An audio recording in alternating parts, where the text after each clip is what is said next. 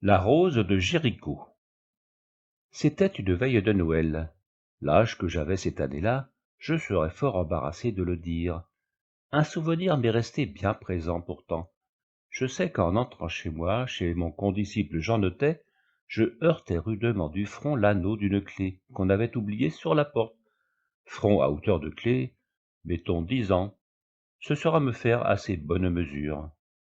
Jean Notet, dans la journée, m'avait dit: viens veiller chez nous ce soir et tu verras. Quoi? Ah, quelque chose. Jean Notet avait accompagné ces derniers mots d'un haussement de lèvres, d'un écarquillement d'yeux si plein de mystérieux sous-entendus, que m'approchant de lui, posant une main sur son épaule, et attachant sur le sien mon regard avide. Qu'est-ce donc, hein, dis-moi? Oh, une bien belle affaire, va. Tu n'as qu'à venir et tu la verras. Il se rengorgeait avec une suprême suffisance. Oh, tu sais, je m'en moque de ta belle affaire, si tu ne veux pas la dire. Ça m'est bien égal après tout, garde-la. Et montrant vivement le dos à Jean Notet, je fis 3 pas pour m'éloigner, mais lentement, afin qu'il eût toute facilité de me rappeler. Bonne politique, il se ravisa en effet. Je me retournai. Il me rejoignit d'un bond, car il brûlait de me conter son histoire, autant que moi de l'entendre. Alors son bras mis sous le mien, et avec ce chuchotement qui est le bruit particulier révélant l'éclosion des grandes révélations, tu sais bien, n'est-ce pas, le pays de notre Seigneur Jésus-Christ, là-bas, loin, loin. Oui, je sais, la Terre Sainte, c'est ça. Tu sais bien que quand le petit Jésus était tout poupon, la Vierge Marie allait laver à la fontaine de Jéricho les langes du berceau, de beaux linges bien blancs, naturellement. Pour les faire sécher quand elle les avait lavés, elle les étendait au soleil, sur les rosiers qui poussaient autour de la fontaine. Des rosiers? Oui, il y a bien longtemps de ça. Les langes ne sont plus étendus, mais les rosiers fleurissent toujours. Vraiment? Oh, mais ce ne sont pas des rosiers comme les nôtres. Je pense bien. Ils portent des fleurs toutes drôles. Les gens qui passent par là pour aller visiter en dévotion le tombeau de notre Seigneur et qui voient ces roses en prennent quand ils ne sont pas vus. Ils les rapportent, alors imagine-toi, devine. Ici Jean Notet hocha la tête superbement, mais moi impatienté. S'il faut deviner, je m'en vas. Oh, je te le donnerai bien en mille d'ailleurs.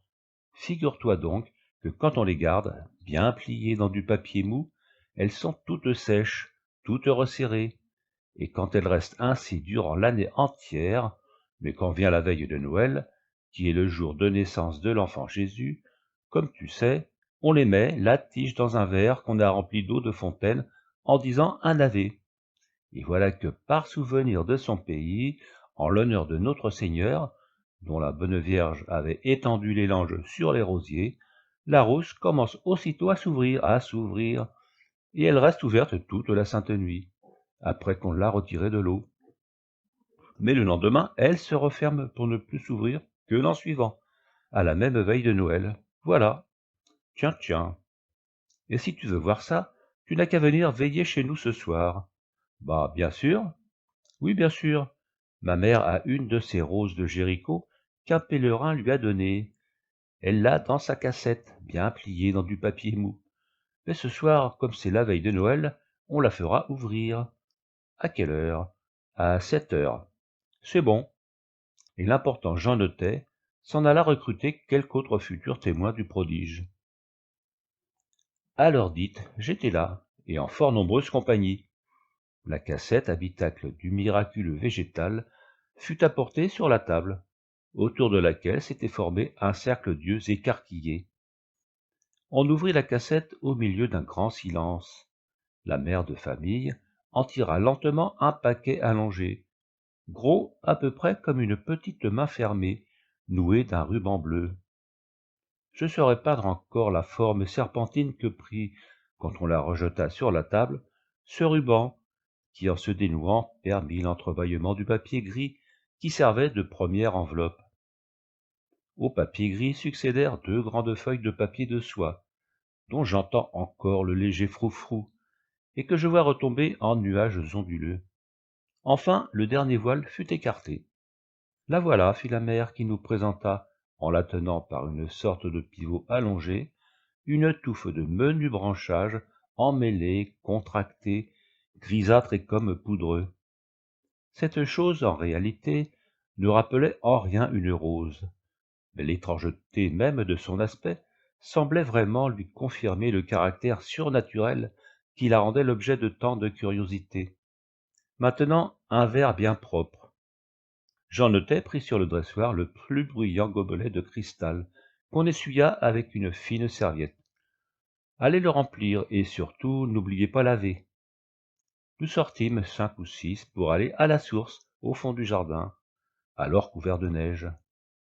Je portais le falot, une grande jeune fille tenait le verre. Nous nous rendîmes à la fontaine, sur laquelle la jeune fille se baissa en murmurant l'oraison obligée, et nous revînmes escortant processionnellement la limpide liqueur, qui devait aider à la manifestation du prodige.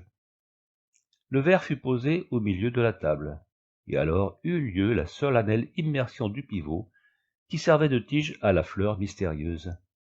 À présent, il faut attendre un peu, dit la mère, car l'effet, paraît-il, ne se produit pas tout de suite. Et l'on attendit, en causant de choses et d'autres, mais en ne quittant guère des yeux la touffe crispée, qui trônait morne au-dessus du gobelet, que les rayons de la lampe diapraient de perles étincelantes. Une grande demi-heure se passa, sans qu'aucun changement appréciable pût être remarqué, et déjà la discussion s'engageait, où certains qui osaient révoquer en doute le prétendu phénomène, se croyant eux-mêmes d'avoir pu ajouter foi à de pareilles assertions, étaient vivement rabroués par ceux qui mettaient l'insuccès de l'expérience au compte de quelques inobservations des formalités à suivre, quand soudain, oh, regardez, m'écriai-je, regardez, elle a bougé, elle a bougé. Accoudé depuis quelques minutes sur la table, le menton dans ses mains et les yeux fixés sur la rose, je venais de surprendre une sorte de brusque mouvement de distension opéré par deux des petits rameaux gris, qui d'abord étroitement enchevêtrés l'un dans l'autre, venaient de se séparer d'eux-mêmes. Voyez là, là, et je montrai, sans y toucher, les brindilles qui avaient changé de position. Au même instant, et comme j'avais appelé tous les regards sur la touffe, quelque chose d'analogue se produisit pour d'autres rameaux. Mais oui, tiens, c'est vrai. Oh, regardons. Est-ce curieux? Un vrai miracle, quoi. Les voix étaient émues, et c'était plus que de la surprise qui se peignait sur les visages. Tout entretien cessant, il y eut bientôt un cercle compact autour de la grande table ronde, et pendant au moins une grande heure, on n'entendit plus qu'une suite d'exclamations admiratives traduisant les phrases graduelles du phénomène, qui se réalisait avec une sorte de grave et imposante lenteur. Au bout d'une heure, en effet, toute contraction ayant disparu, la touffe recroquevillée s'était élargie, épanouie. L'espace s'était fait entre les ramilles alors divergentes. Ce n'était rien moins encore qu'une rose fraîche ou desséchée. Ce n'était plus la masse confuse que nous avions vue tout d'abord. En somme, il y avait prodige, il y avait miracle, et Dieu sait si l'on s'ébahissait, si l'on dissertait à perte de raisonnement sur l'étrange intuition dont le ciel avait doué ces timbles végétales, comme pour glorifier les saints, les divins mystères. Ici le souvenir de la transition n'est plus pour moi bien précis, ce que je m'explique par l'absorption de mon jeune esprit en de difficiles pensées. Toujours est-il que ma mémoire retrouve tout à coup l'image d'un homme de haute taille qui portait l'habit sacerdotal et dont la voix vibrait grave et pénétrante. Il avait parlé, nous nous étions à peu près tous retournés vers lui, et si je n'ai pas retenu ses propres paroles, au moins n'en ai-je jamais oublié le sens. Miracle, dites-vous, mes enfants? Je ne voudrais pas vous blâmer d'avoir eu la foi, puisque tout est faisable à Dieu, puisqu'il peut demander témoignage de sa grandeur aux brins d'herbe des champs, comme aux astres du firmament. Il y a miracle, en effet, mais non le miracle que vous pensez. Miracle plus beau, plus touchant peut-être encore, que celui qui vous cause tant d'étonnement. Miracle de tendresse, de prévoyance maternelle, que l'auteur de toute tendresse, de toute prévoyance, a voulu que cette petite plante accomplie après sa mort. Car elle est morte, bien morte, voyez-vous, cette plante et non cette fleur, comme vous l'appelez. Le prêtre avança la main et enleva la rose de Jéricho. Il n'y a là ni rose ni rosier, continua-t-il. Ce que vous prenez pour une tige est une racine. Cet ensemble de brindilles que vous prenez pour les pétales singuliers d'une fleur singulière sont les rameaux d'une chétive plante qui trouve sa maigre existence dans les sables arides d'Arabie ou de Judée. Elle est la proche parente de cette giroflée qui vit dans les fentes de nos vieux murs, de cette ravenelle qui au printemps brode de jaune le tapis vert de nos blés, et de cette bourse à pasteur qui toute l'année dresse ses petites fleurs blanches et ses petites gousses en cœur le long de nos chemins.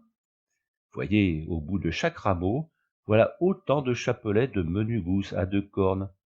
Si je presse fortement sur l'une de ces gousses, il en écrasa une, non sans peine, entre ses ongles, j'en fais sortir 2 ou 3 petites graines brunes, voyez. Eh bien, c'est à l'avenir de ces graines que le Créateur a pensé, et c'est pour elles qu'a lieu le miracle.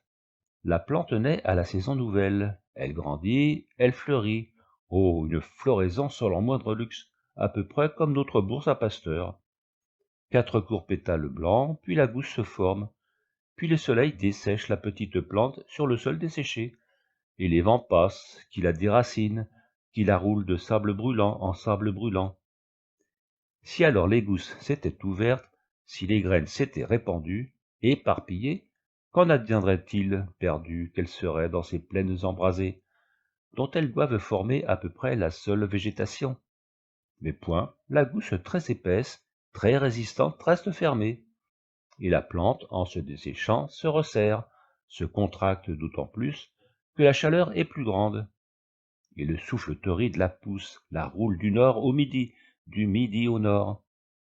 Bien repliée sur elle-même, cachant, enveloppant, dérobant sa chair, sa fragile descendance, la voyez-vous passer, cette mère, en qui la mort a laissé vivre ce suprême sentiment de protection? Elle va, enfin elle s'arrête, où donc? Dans quelque pli du sol, qui suit un filet d'eau dans un creux resté humide, ou bien encore c'est que la saison pluvieuse est venue. Elle s'arrête. Alors se produit ce que vous venez de voir, et qui se fût produit bien mieux si vous eussiez mouillé la plante tout entière. De l'eau, de l'humidité, c'est le lieu, c'est le moment propice pour que la mer confie enfin à la terre qui en fera autant de plantes nouvelles, ses graines, ses trésors, jusque-là si bien gardés, si jalousement protégés. Les bras s'ouvrent, les gousses s'amollissent, les graines sortent, la terre les reçoit et le miracle de protection maternelle est accompli. Ainsi parla le prêtre. Dans un coin du prater viennois, lors de la dernière exposition universelle, de pauvres Bethléemites offraient en vente de ces prétendues roses de Jéricho. J'en ai rapporté une. Elle est là devant moi pendant que je trace ces lignes. Je la regarde, et bien qu'elle ne soit plus pour moi la fleur légendaire dont parlait Jean Neutet, mes yeux ne s'arrêtent pas sur elle, avec moins de vénération que le soir, où je croyais encore voir se réaliser le prodige que m'avait annoncé mon petit camarade.